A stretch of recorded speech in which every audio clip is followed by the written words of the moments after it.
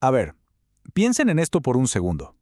¿Qué objeto podría ser tan, pero tan peligroso que su propio dueño prefiriera llevárselo a la tumba antes que dejarlo suelto por el mundo?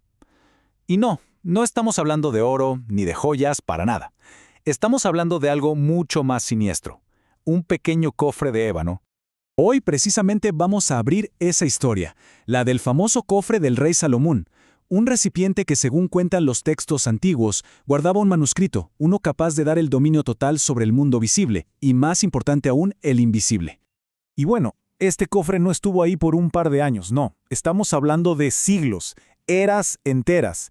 Yacía oculto en la oscuridad de la tumba, y ojo, no solo estaba guardando secretos, sino que activamente estaba protegiendo a la humanidad de sí misma, de las ambiciones que un conocimiento así podría sin duda desatar. Pero, como siempre pasa en estas historias, la curiosidad humana es más fuerte. La historia cuenta que la tumba fue abierta. Unos filósofos de Babilonia encontraron la caja, pero lo que hallaron dentro los dejó, bueno, digamos que perplejos y hasta aterrados. Era un completo caos de símbolos, de letras sin sentido, que ninguno de ellos, y miren que eran los más sabios de su época, pudo descifrar. Ni una sola palabra. Y aquí es donde la cosa se pone buena, ¿no? Esto nos deja con la pregunta del millón. ¿Por qué el conocimiento más grande del mundo se hizo ilegible? ¿Qué era eso que Salomón temía tanto? Bueno, pues a eso venimos. Vamos a meternos de lleno en este misterio.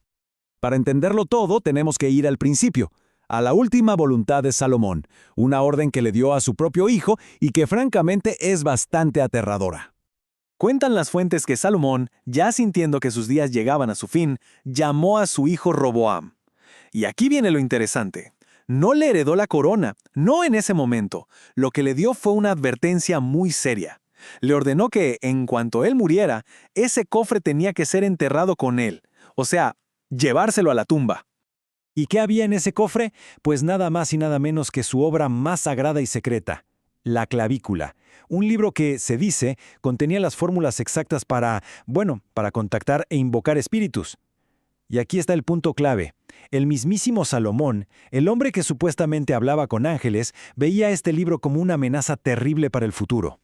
Para que se hagan una idea del nivel del que hablamos, el texto describe, por ejemplo, cómo invocar a un tal Duxgor, un ser que era mitad hombre, mitad macho cabrío que vive en las profundidades de la tierra. Imagínense, ese era el calibre del poder que Salomón quería esconder.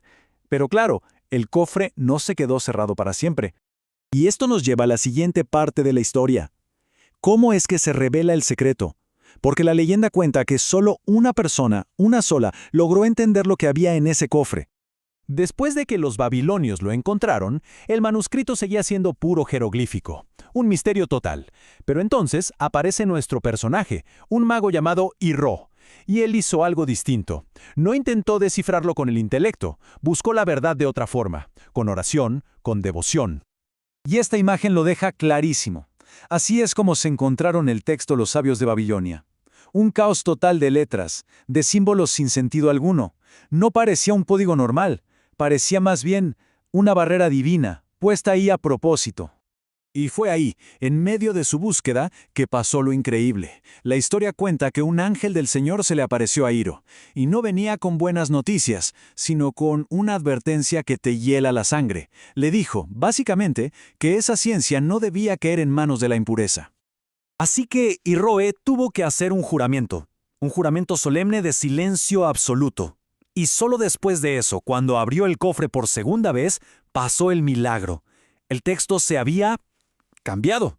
Por voluntad divina, las letras y los símbolos se ordenaron frente a sus ojos. De repente, todo tenía sentido. Y así fue como Irroe pudo, por fin, comprender las 7 puertas de la sabiduría. Pero Irroe no se quedó ahí.